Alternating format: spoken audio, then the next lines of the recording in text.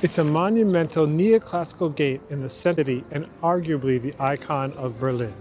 In this video, I'm going to go over why the Brandenburg Gate, or the Brandenburger Tor as it's known in German, is here, what it symbolizes, how it weathered a world war and a divided city, and what you can do here when you get here.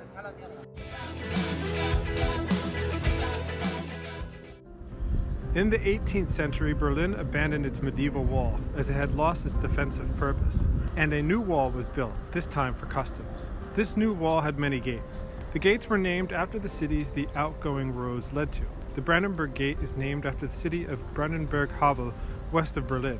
The German state of Brandenburg is named after that place as well, because the whole history of Brandenburg and Prussia started here.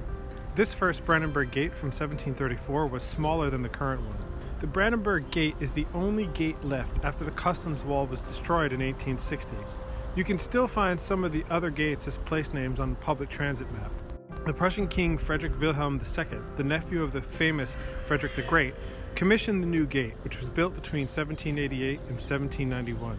This current Brandenburg Gate is 26 meters in height, 65 meters in width, and is supported by 6 Doric columns on both fronts. It was modeled after the Propylaea, the ancient entrance gate to the Acropolis in Athens. The architect, Karl Gottfried Langhans, designed the broader middle space for the royal carriages and the smaller spaces on the sides for pedestrians. The whole construction is made of sandstone and is strictly ancient Greek and thus an example of neoclassical architecture. Johann Gottfried Schadow sculpted the copper quadriga in 1793. The figure on the chariot is a Greek goddess. She looks into the city. Just underneath the quadriga is a relief symbolically celebrating the victories of Prussia. Among other figures, the relief shows Nika, the goddess of victory, Hercules, the god of strength, Cornucopia, the goddess of plenty, and Comus, the goddess of joy.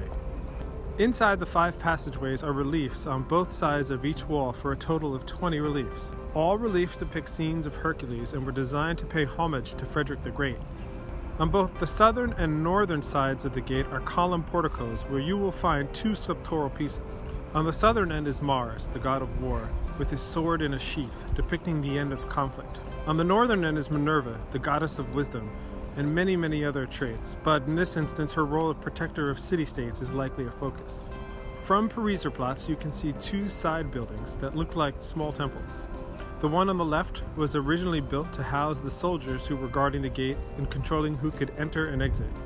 The temple house to the right of the gate was originally built to house the tax authorities who were tasked with collecting the custom duties. Today it houses the Room of Silence, or die Raum der Stille, a place of prayer and contemplation.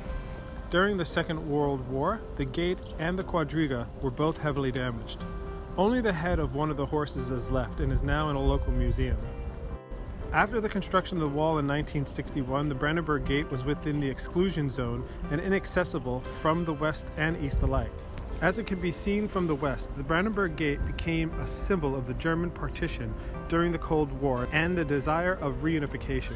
In June 1987, during a visit to West Berlin, the American President Ronald Reagan came to the western side of the Brandenburg Gate and said his famous words, "Mr. Gorbachev, tear down this wall." And on November 9th, 1989, a crowd totaling in the thousands descended on the Berlin Wall in front of the Brandenburg Gate. They came to celebrate the fall of the Berlin Wall at the most symbolic site of the separation of Berlin and Germany during the Cold War. Today, motor vehicles cannot pass through the Brandenburg Gate as the sandstone would not survive the pollution. You can't enter or climb the gate, it's just there to walk through and admire from various different viewpoints. There are, however, noteworthy things to see in the area. First and foremost, as mentioned previously, the old temple that once housed the guards at the Brandenburg Gate is now a tourist visitor center. Here you can purchase souvenirs, hats and umbrellas, as well as tickets to attractions and make hotel bookings. It is also outside of this office where many walking tours start, including our own. I'll leave a link in the description below to our website where you can browse some of the best walking tours in the city. To the left of the Tourist Visitor Center is the Embassy of the United States of America. Along with France, Great Britain, and the Russian Federation, the U.S. Embassy takes up prime real estate alongside the Brandenburg Gate. To the left of the American Embassy is the DZ Bank building, which has an interesting atrium. When no event is taking place, you may be granted access to the lobby where you can see a remarkable sculpture designed by Frank Gehry. The sculpture is made of titanium and is alternatively known as the Whale, keeping in line with Gehry's fascination with fish. Next to the DZ Bank building is the Akademie der Künste, the Berlin Academy of Art. This building hosts artistic exhibitions, lectures, and other events, most requiring tickets. There is also a reading room and a bookshop, as well as a cafe. I'll leave a link to the events page in the description below. Moving on, next door to the Academy is the Adelan Hotel. This hotel, rebuilt in the mid-1990s, is a luxury hotel which has had many celebrity guests. Arguably the most famous or infamous celebrity was Michael Jackson, who made headlines when he held his baby outside the window of his suite. The Adelan lies on the start of Unter den Linden. Unter den Linden connects the Brandenburg Gate with the Berlin Cathedral and the Berlin Palace and the Humboldt Forum. The name of the street means under the linden trees, or under the lime trees, that once again line its path. Moving to the western side of the gate, you have the Tiergarten, Berlin's Central Park. It's a great place for recreation with water features, statues, and flower beds, and is right next to Germany's oldest zoo, the Berlin Zoologischer Garten. In the center of the park is a traffic circle where you'll find the Siegersäule, the victory column commemorating 3 wars that led to the union of Germany and the German Empire in 1871.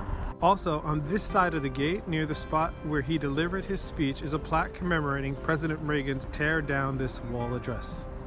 And just 300 meters to the north lies the Reichstag building, the home of the German Parliament, the Bundestag. We also have a video covering how to get tickets to tour the building and visit the dome. A link to that video is in the description below.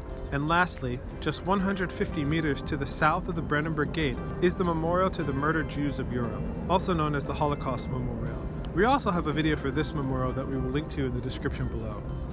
Throughout the year, there are recurring events that take place, at least partly at the Brandenburg Gate. Additionally, there are pop-up events as well as protests and political events throughout the year. Each year, a big open-air celebration called Celebrate at the Gate for ringing in the new year takes place at Brandenburg Gate. The 42-kilometer Berlin Marathon, which takes place in early autumn, snakes its way through the city, but the finish line is at the Brandenburg Gate, where you can find viewing stands. October 3rd is the national holiday of Germany, the Day of National Unity. It celebrates the official reunification of the country in 1990. It's a 3-day festival that takes place on the western side of the Brandenburg Gate. The festival includes street food, musical acts, poetry readings, plays, rides, and more. And finally, the Brandenburg Gate is also part of the yearly Festival of Lights. This terrific event is filled with light and video projections that illuminate buildings and landmarks throughout the city. And that's it for this video. If you enjoyed it, please hit the like button and share it with anyone you think would like it as well. Also, be sure to subscribe to our channel, Experience Berlin, for more videos like this one. We also have virtual walking tours, as well as guided walking tours with free tours by foot. A link is in the description below. Until next time, safe travels.